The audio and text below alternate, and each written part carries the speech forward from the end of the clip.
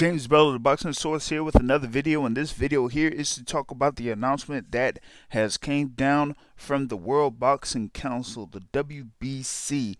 They have posted the status of Dillian Whyte in reference to what happened with the results of the test that he had conducted before his fight against Oscar Rivas earlier this year.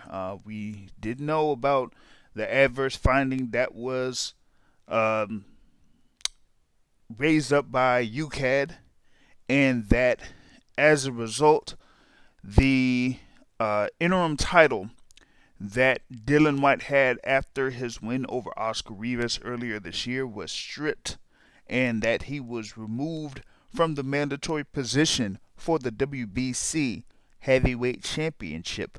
Now they have made this announcement that is posted here, showing that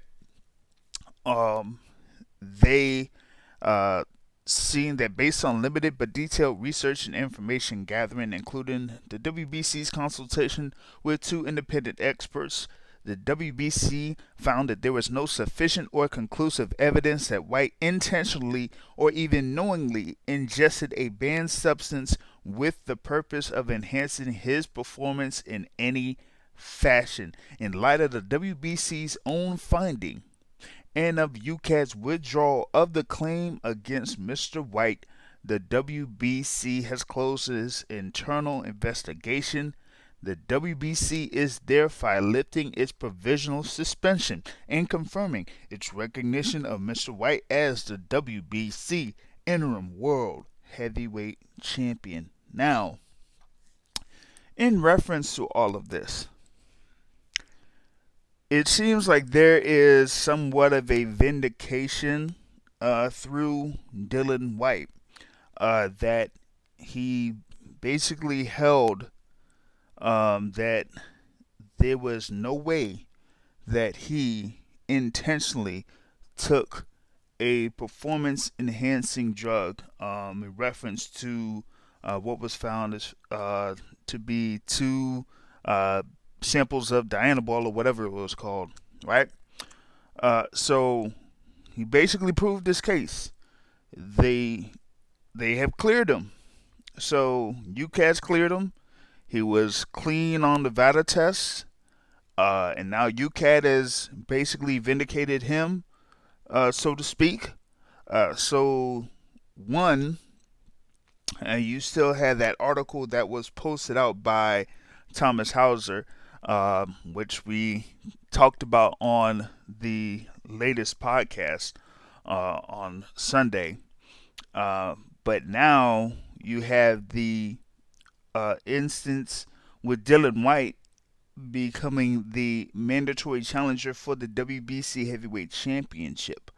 But the thing is, as you saw in the bottom paragraph, through the Board of Governors ruling at October's 57th WBC Annual Convention, the interim champion Whyte shall become the mandatory challenger of the division immediately after champion Deontay Wilder's mandatory defense against current mandatory challenger Tyson Fury, with the mandatory defense against Whyte being due on or about February of 2021. Now,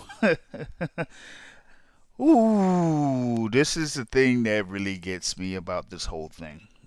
When they initially made that decision to remove Whyte as the mandatory challenger and strip him of the interim WBC championship, which he won in his fight against Oscar Rivas by decision, that was, funny to me, because there was nothing that Tyson Fury did in order to become the mandatory.